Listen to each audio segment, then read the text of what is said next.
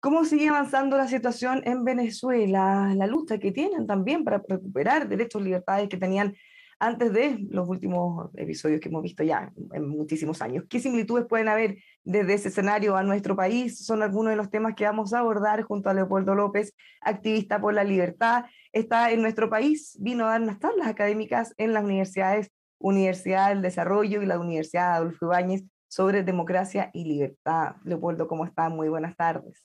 Muchísimas gracias. Gracias por esta oportunidad. Nosotros hemos estado siguiendo muy de cerca, Leopoldo, todo lo que ha ocurrido en Venezuela en los últimos años y de hecho en las últimas horas ha ocurrido algo que genera más ruido todavía políticamente dentro del país.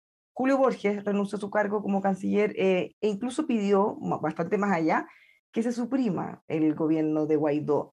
¿Qué está pasando? ¿Cuál es la situación actual de la oposición? ¿Esto refleja un quiebre? ¿Cómo lo ves?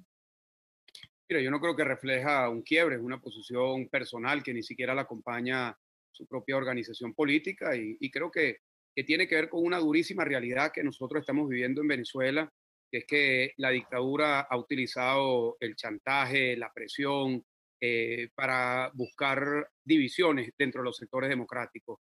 Pero la reacción ha sido muy clara, tanto de representantes de su propia organización política, diputados, los propios embajadores, y en general los venezolanos que entendemos que hay que seguir en esta lucha, que no tiene ningún sentido la rendición, porque esa posición que se expresó el día de ayer es una posición de rendición y de arrodillarse a la dictadura.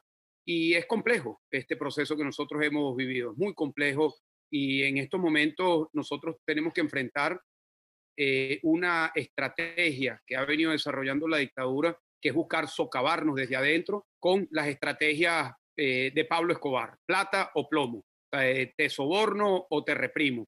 Y lamentablemente estamos enfrentados a eso. Bueno, esto ya, como decía, lo hemos visto de cerca, incluido de alguna manera que tengan que salir los opositores, han sido encarcelados, la división ha sido un tema que usted mismo ha puesto sobre la mesa, mientras más dividida la posición es más fácil ir agarrando espacios que después no se sueltan más. ¿Cómo enfrentar esto? Si se dividen o no, ¿cómo lo han visto y qué cambios han tenido que hacer en los últimos años? Porque parece que no está siendo muy efectivo. Bueno, a ver, lo primero es entender que la unidad no es la unidad por la unidad, tiene que ser una unidad con un sentido estratégico, con un objetivo común.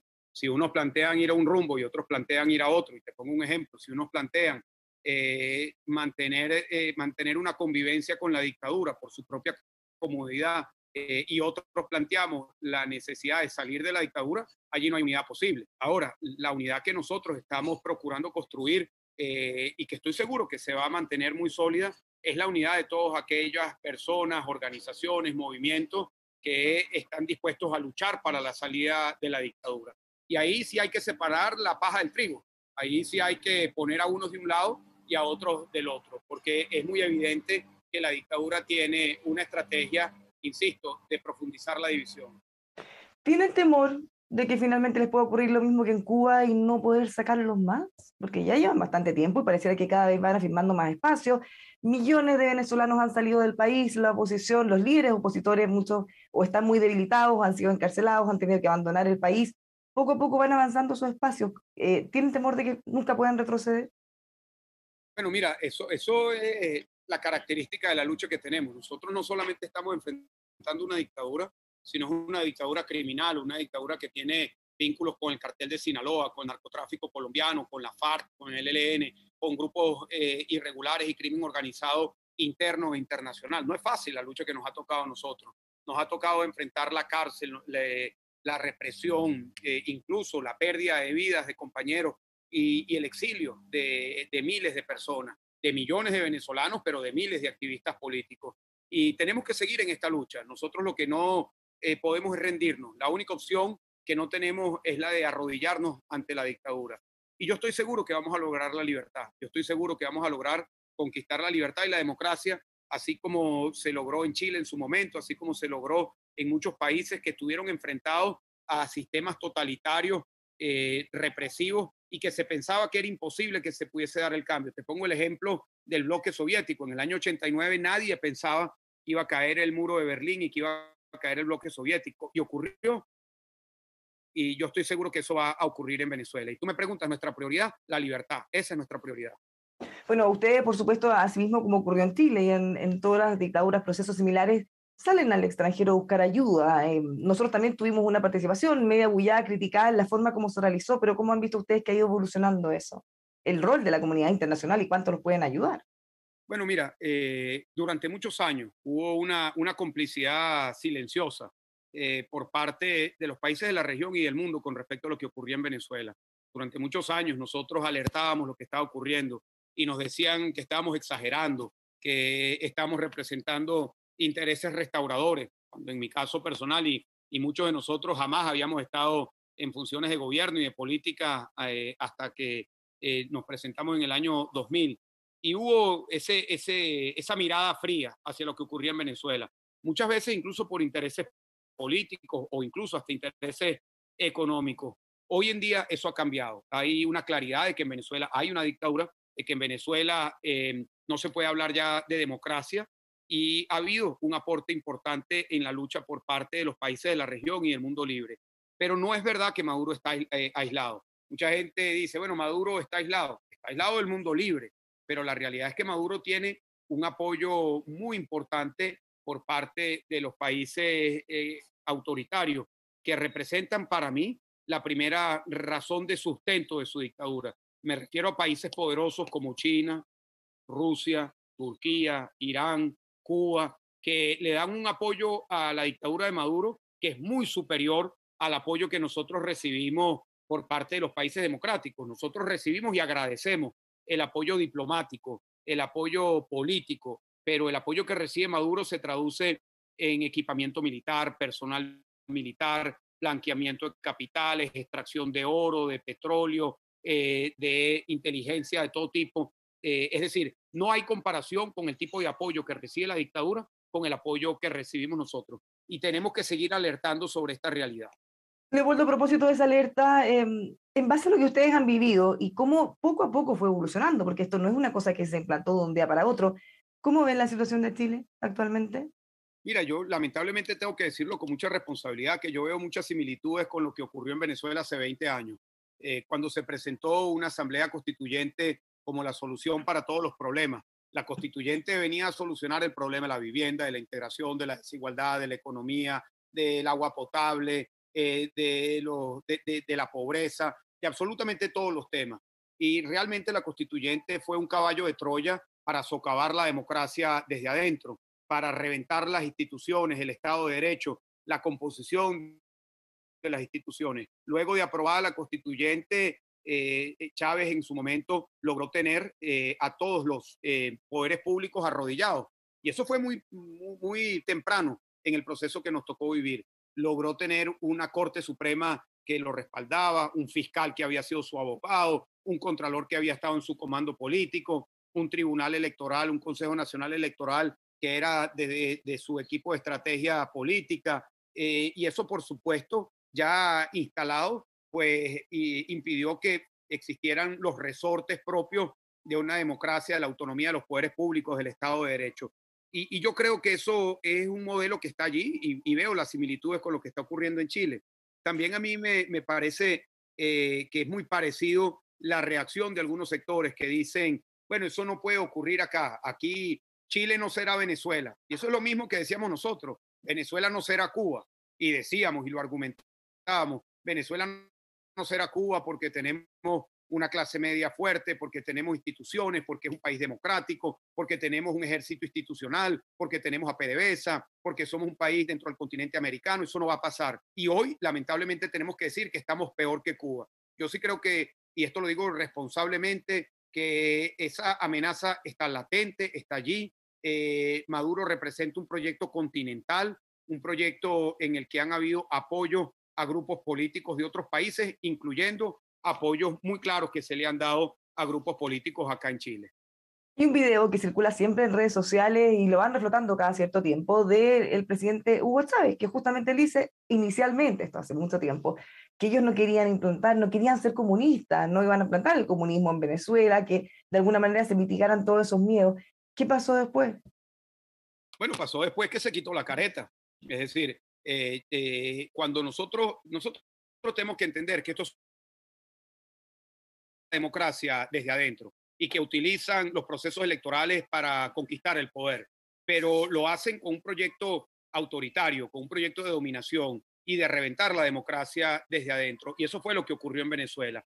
Pero para llegar tienen que negar sus verdaderas intenciones. Y por eso Chávez en su momento negó su vinculación con Castro, negó que estaría alineado con el castrismo y con la dictadura cubana.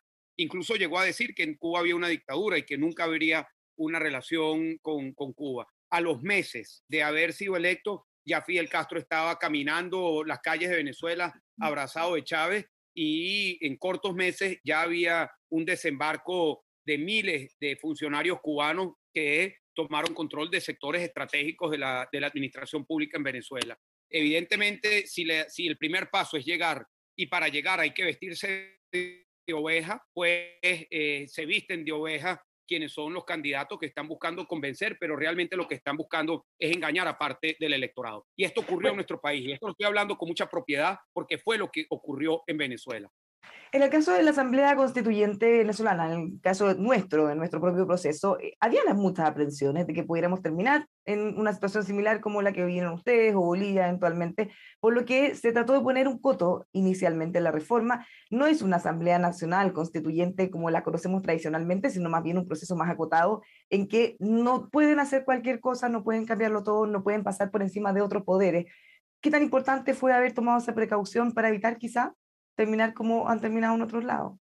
Mira, yo creo que esa puede ser una barrera de cartón, pero puede ser una barrera, pero al final del día yo creo que por lo que he hablado incluso con algunos constituyentistas que participan en la convención, me ratifican que en las conversaciones que tienen, las discusiones y las intenciones son muy parecidas a lo que ocurrió en Venezuela, de cambiarlo todo. Y con esta visión de que hay que cambiar la constitución, las instituciones públicas, que nada funciona, incluso instituciones tan sólidas como los carabineros, que para nosotros, yo fui alcalde 8 años, nosotros veíamos la policía chinela, los carabineros como un referente, pero hay quienes quieren cambiar a los carabineros también, quienes quieren cambiar la estructura, la oficialidad, con la suboficialidad, con la tropa interna. Todo eso se sucedió en Venezuela.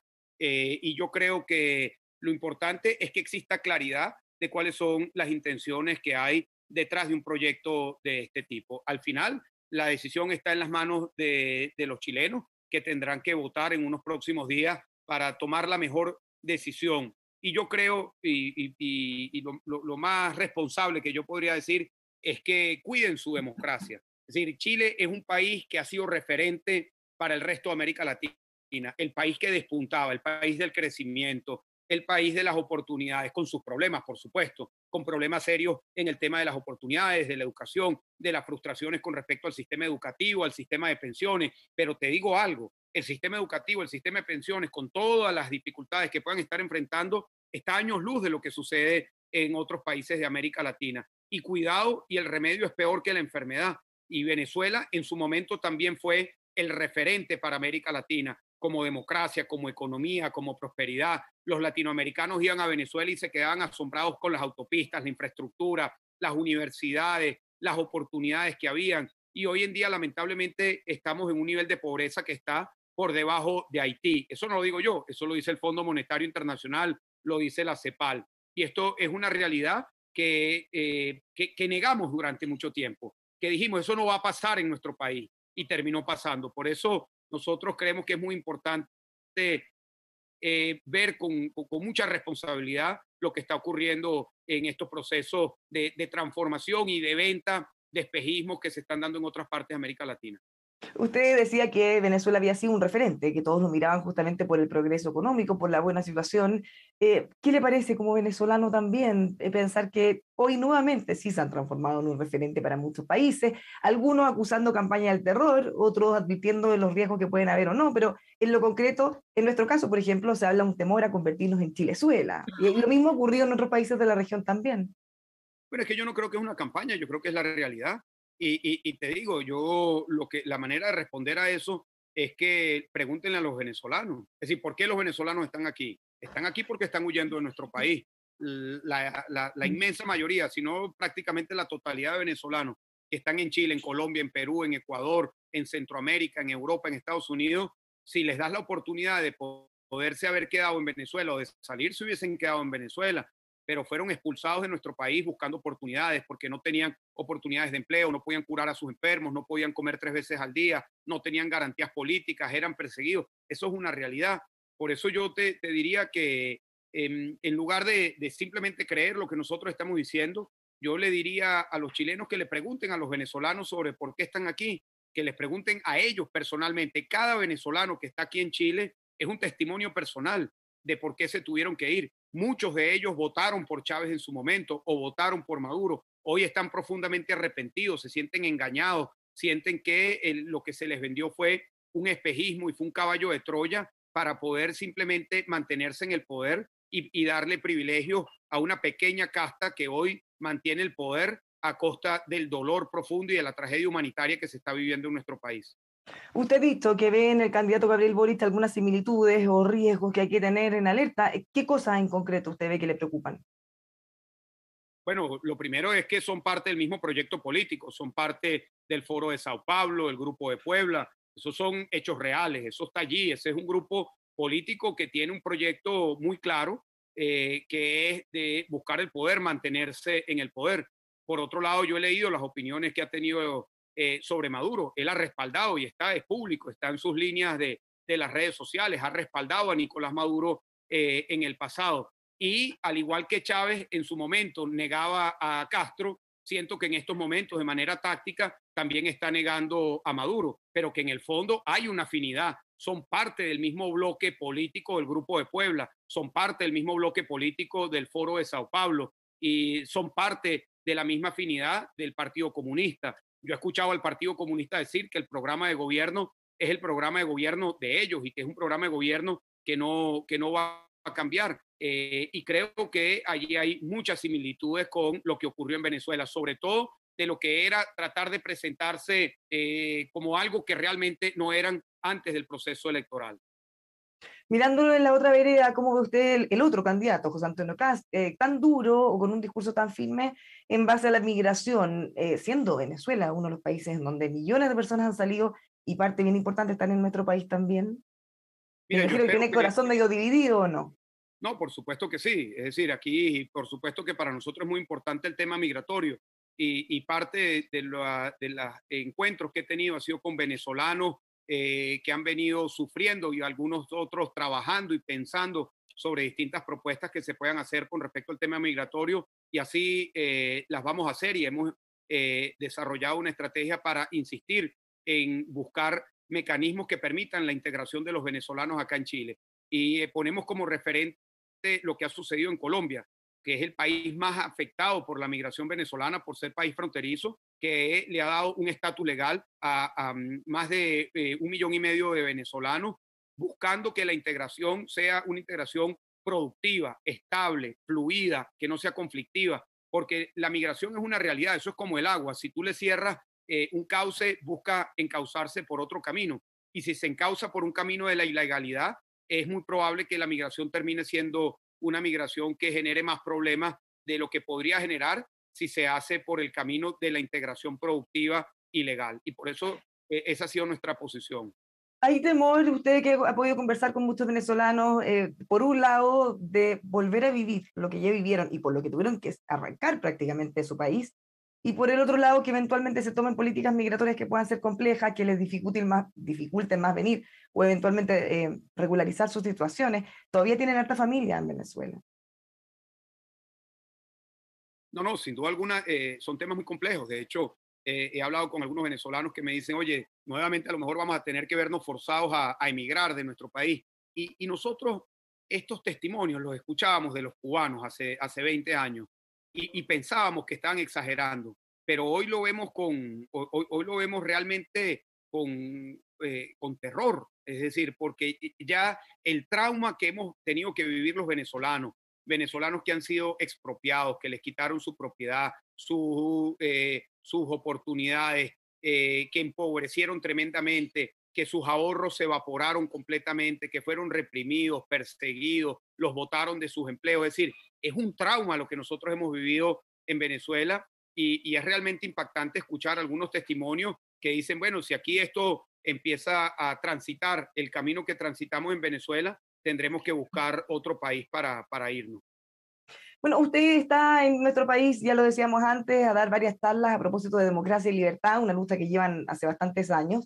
¿Con quién más se ha reunido? ¿Qué otras cosas han estado en su agenda? Mira, he estado con venezolanos, esa ha sido la prioridad de nuestra agenda. Me he reunido con mucha gente, gente cercana, gente que es muy impactante para mí recorrer países de América Latina y encontrarme con caras conocidas que antes eran los líderes de una región, de un municipio, que eran personas muy queridas, muy conocidas y que hoy en día son migrantes en distintos países. Nos estamos reuniendo, organizando a los venezolanos. También he estado, como tú lo dijiste al principio, invitados a varias universidades para poder compartir sobre lo que ha sido nuestra experiencia y también, por supuesto, con distintos sectores intelectuales, productivos de Chile y compartiendo nuestra experiencia. Pero la prioridad ha sido el encuentro con venezolanos que están aquí viviendo lo que nos ha tocado lamentablemente a más de 7 millones de venezolanos, que es salir de nuestro país. Y nos toca organizarnos y buscar cuál es la mejor manera para poder articular a los venezolanos en el exterior. Finalmente, Leopoldo, ¿cuáles son los próximos pasos? Ya sea del movimiento de la oposición, personalmente también.